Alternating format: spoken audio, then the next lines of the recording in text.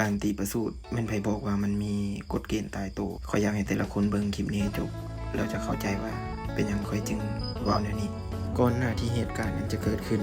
ก็บ่มีไผคาดคิดข้อยเองก็บ่คาดคิดว่าจะได้มาแบบนั้นข้อยก็ตีไปเรื่อยๆตีแน่ฟูแน่แก้ฟูไปเรื่อยๆนี่ก็ฟูละ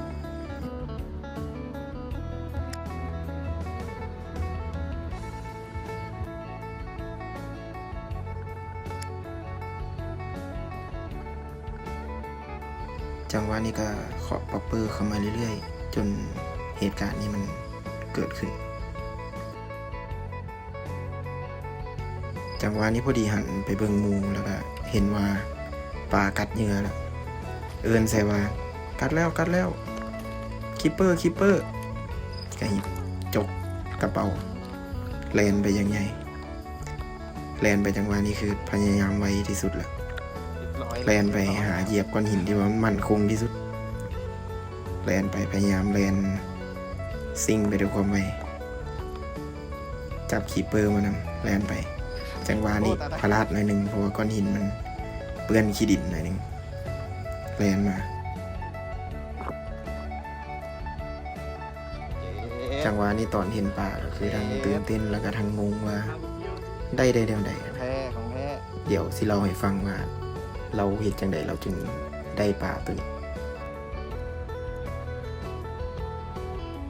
โอ้ยน้ำดูได้อยู่นี่นิ่ง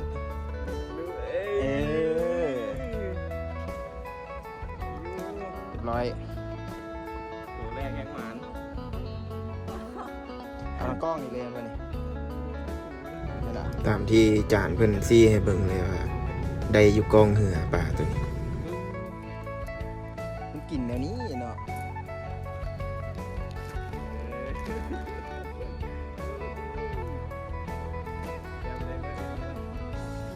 นี่แหละและนี่ก็คือวิธีที่เราเห็นก่อนที่ได้ป่าตัวนี้สมเจ้าเบิ่งไหมเห็นจังที่ป่ามันก็กัดเสยเหนือความคาดหมายอีกอย่างก็สิไปคิดว่าป่าสูตรที่มันแบบโคตรขี้ระแวงตาโคตรดีมันสิมากัดอีหยังเดี๋ยวนี้ก็สิไปคิดแล้วก็หลังจากที่ได้โตมากันโปรโมทช่องให้เพิ่นแหน่ประสูตรเดียวขึ้นหน้าซ่องเลยให้ยางเลยขึ้นเทิงเอายางเทิงง่ายครับหลังจากนี้ก็พากันย้ายไม้ย้ายบอลไปเรื่อยๆแล้วก็สิรวบรวมทุกเหตุการณ์ที่ว่าเกิดขึ้นในทริปของมื้อนี้เราก็ยังซอกหาพวกซากเหือหรือบ่ก็เหือที่ว่าเขามาจอดไว้คือเก่าซอกแย่ไปตามกองเหือคือเก่าเพราะว่าเคยเห็นละใดเด้ค่อยกันยางนำก้นไปแต่ต้อยนี่นะไปบอนใดเขาก็ไปนำเห็นบอนใดไปแต่ตีเขาก็ตีไปยางมาเรื่อยๆแล้วก็สิให้เบิ่งว่ามันอยู่แถวนี้เปลี่ยนใส่ป๊อปเปอร์นู่นนั่นนี่แต่ว่าแถวนี้นี่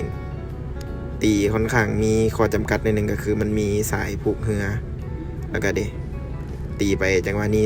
แม่นขนาดเกาะทุกอย่างยกเว้นปากป่าไปเกาะเอามองเขาจักไปเกาะถึกได้แนวใดจังหวะนี้ก็ยอมรับเลยว่าคันกับสายนี่เหนียวแฮงสายPE 0.8 ทัก 8แล้วก็สายหน้า10 ปอนด์คันนี่บ่จือว่ายี่ห้ออิหยังแต่ว่าเหนียวแฮงดึงพยายามดึงลากเข้ามาแล้วก็ก่อเข้าลากเข้ามาแล้วก็ก่อเข้าให้กะว่าสิให้มันอยู่ใกล้ตะฟังที่สุดแล้วก็จึงสิค่อยๆนี่แล้วก็มีเด็กน้อยนำก้นมานำมาตั้งแต่ตอนนี้จอบแต่สิเต้นท่าวัยรุ่นเขมิ้นเอาอยากออกกล้องเนี่ยเอาได้ออกละเอา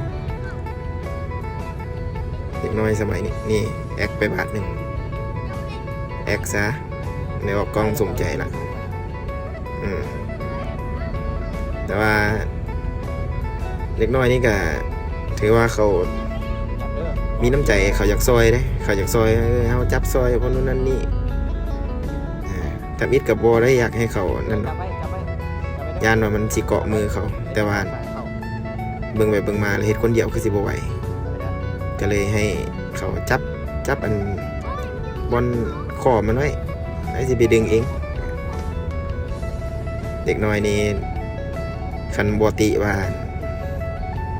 เว้าดังหน่อยหนึงแล้วก็เว้า มาได้เลยว่า บ่ม่วนหน่อยหนึงตามภาษาแหละก็ถือว่าเป็นตาฮักอยู่เด็กน้อยนี่แหมเผลอแป๊บเดียวให้จับแป๊บเดียว